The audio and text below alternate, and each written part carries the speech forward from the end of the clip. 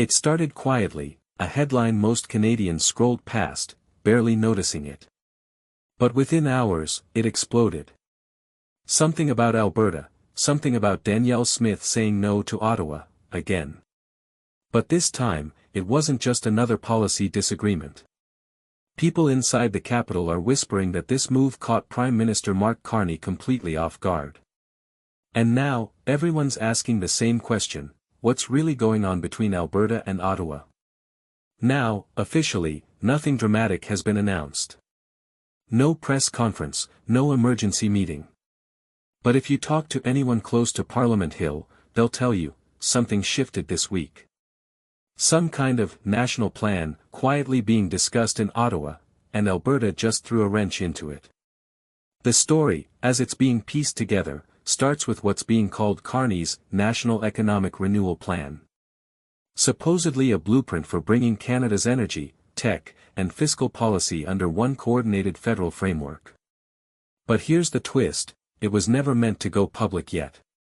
Early drafts, from what I've heard, were circulating only between top cabinet members and select premiers. And yet somehow, Alberta found out first. Insiders say a leaked memo, that word keeps coming up, was quietly shared with senior officials in Edmonton late last week. It outlined federal plans to centralize oversight of provincial energy exports, including, reportedly, new limits on interprovincial pipelines and foreign investment in resource projects. The moment Smith saw it, she allegedly made her decision, rejected outright. Now, officially, she hasn't said that. Her office released a vague statement about defending Alberta's autonomy. But in political circles, that's being read as a direct challenge to Carney's national vision. And the response from Ottawa? Utter silence. Not denial. Not clarification. Just silence, the kind that says, "We didn't expect this to leak." Behind closed doors, sources are describing what they call strategic chaos. Carney's advisors are reportedly scrambling to contain the fallout, not just from Alberta's pushback, but from the reaction it's triggering across the country. Saskatchewan's government, for example, is rumored to be watching this very closely. One insider described it to me like this: if Alberta walks out of the room, Saskatchewan won't be far behind. But let's pause here, because there's something bigger at play. This isn't just about one plan or one policy.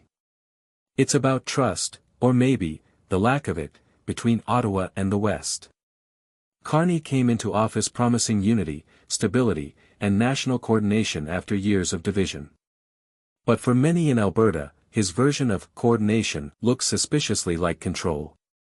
And that's where Danielle Smith's move becomes so explosive. It's not just a rejection of a plan, it's a rejection of Ottawa's entire approach. The message, if you read between the lines, is simple: Alberta will decide its own future. Now, we don't know exactly how Ottawa will respond. Some say Carney might double down, accelerate the plan, force a national discussion. Others think he'll pull back quietly, regroup, and try again under a different name. But one thing seems clear: whatever he was planning, Alberta just exposed it before it was ready. There's also chatter, again, unconfirmed, that several provincial finance ministers were supposed to meet privately next month to discuss this plan's implementation. That meeting, according to one political staffer, is now on ice. Another said bluntly, "It's done. Alberta killed it before it started." You have to wonder how this even leaked. Was it an internal whistleblower? A deliberate leak from within Ottawa? Or maybe, and this is the part that's making people in the capital nervous, maybe someone wanted it to leak, to test how far the provinces would go. What's fascinating is how differently the media in the East and West are covering this. Toronto papers are framing it as a misunderstanding. Meanwhile, in Alberta, talk radio hosts are calling it a declaration of independence. Somewhere between those two extremes lies the truth, or at least, what we can piece together of it. One senior analyst I spoke with described it perfectly: this isn't about economics anymore. It's about power, and who gets to hold it. That's the line that keeps echoing across Ottawa tonight. Because if Smith's rejection sparks even one more province to follow suit, Carney's entire national framework could collapse before it's even presented. And think about the timing. The country's still recovering economically, debt is mounting, inflation's unpredictable, and Ottawa's approval ratings are slipping. The last thing Carney needs right now is a full-scale provincial revolt, but that's exactly what some are warning could happen. Here's where it gets even murkier. There are unverified reports, again, unverified, that certain elements within the federal cabinet had pushed for temporary emergency powers to fast-track the plan's rollout, bypassing some provincial consultations. If that's true, even partially, then Alberta's rejection wasn't just symbolic, it may have stopped a quiet federal expansion before it began. But let's be honest, none of this is confirmed. The official statements are deliberately vague, carefully worded. Ottawa says it's committed to collaboration. Alberta says it won't compromise its jurisdiction. It's political chess, polite on the surface, brutal underneath. And here's the wildest part, there's a rumor, just a rumor, that Carney might call a closed-door emergency summit with all premiers as early as next week. No cameras, no transcripts, just quiet negotiation. If that happens, you can bet it'll be one of the most tense meetings in recent Canadian history. Now, a lot of viewers have been asking, why is Danielle Smith taking this stance now?